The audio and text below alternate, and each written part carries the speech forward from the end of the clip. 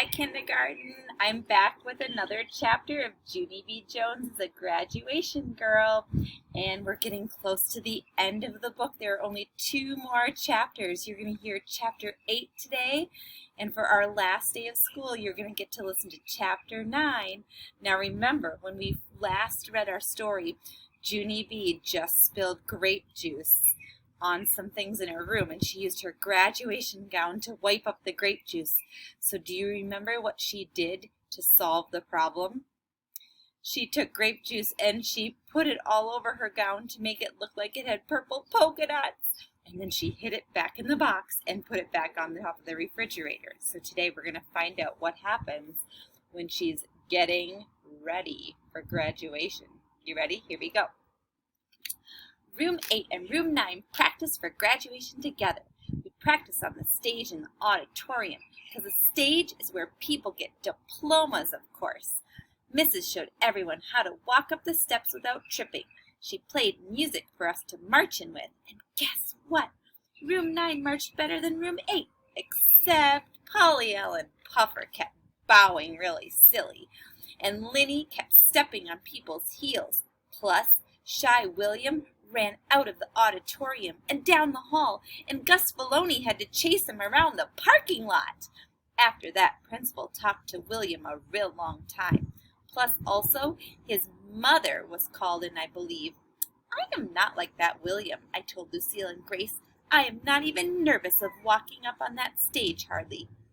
Me neither, said that Grace. I am not even nervous of walking up on that stage, hardly. Me neither. Lucille fluffed her fluffy hair. My Nana says that I was born to be on the stage, she said. Nana says that people enjoy looking at me because I am a feast for their eyes. After that, Lucille wrinkled her nose very cute, and she skipped around and around in a circle. Grace and I watched her for a real long time. Then finally, Lucille stopped skipping, and all of us hugged and hugged, because we are the bestest 3 friends I ever saw. Graduation week went by very fast. Friday night came in a jiffy. I felt so excited I couldn't even eat my dinner that good. I got down from my chair and I ran all over the house. Settle down, said Daddy. Settle down, said Mother. Settle down, I hollered. Then I laughed real loud, 'cause I am a hoot, that's why. Finally, it was time to go. Mother got my graduation box off the top of the refrigerator. I jumped up and down. Let me carry that, Mother, please, please, please. I want to carry my box to Room 9 myself, 'cause that's where all of us are getting dressed. Mother handed me the box. Then Daddy said, settle down, again. And all of us drove to my school. Grandma and Grandpa Miller met us in the parking lot. I hugged them hello. Then I zoomed to Room 9 speedy fast. And guess what? All the children from morning and afternoon kindergarten were getting ready together. I ran through the door. It's me, people! It's Junie B. Jones! I'm here for graduation! Lucille and Grace came rushing over. They were already wearing their caps and gowns, and they looked marvelous, I tell you. Hurry up, Junie B., said Lucille. Hurry up and put your cap and gown. Our teacher is going to take our picture. Yes, said that Grace. Hooray, hooray! She quick grabbed my box away from me, and she took out my cap and gown. Grace did a gasp. Oh, no, Junie B., what happened? She said. What happened to your cap and gown? My stomach felt squeezy and sickish, 'cause that outfit looked spottier than I remember. Put it down, Grace, I said. Don't show people. I don't want anyone to notice. So here they are. They open the box. There's Junie B. on the side. She's like, oh no, it's worse than I thought.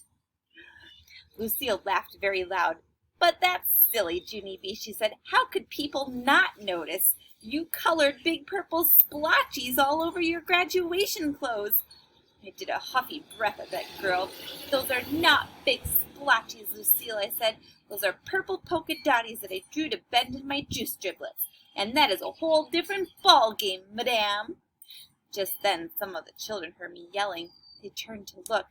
Great, Lucille, I said. Now look what you did. You called attention to myself, and so how can I even blend in? After that, I quick grabbed my graduation gown and I ran to the back of the room. Just then I heard a voice. Junie B. Jones? I looked to the front of the room. It was my teacher. Mrs. stretched her neck to look back at me. Is there a problem back there, Junie B? She asked. I shook my head real fast. Nope, no problem, I promise, and so please do not come back here, and I mean it. Mrs. came back here, and what do you know? All of room 9 came with her. Mrs. took my cap and gown out of my hands. The children laughed and laughed at that thing. What kind of silly gown do you call that? Said Meanie Jim. I know, said Polly Ellen Puffer. It's the kind of gown that a clown would wear. Yeah, shouted Jim, it's a purple spotty clown gown. After that, the laughing got louder and louder. I put my hands over my ears to keep it out of my head. Then I tried to tell them about Raggedy Larry and the driblets and my purple-colored marker, but my nose started running very much, and I couldn't even talk that good. Finally, I started to cry, and guess what? Then nobody laughed anymore. Well, that was kind of a sad part to our chapter, but there's one more chapter left, and you will get to hear it tomorrow. It's called The Time of My Life. Do you think Junie B is going to be able to graduate from kindergarten with the juice driblets on her gown? Well, we'll find out tomorrow for our last chapter. See you then.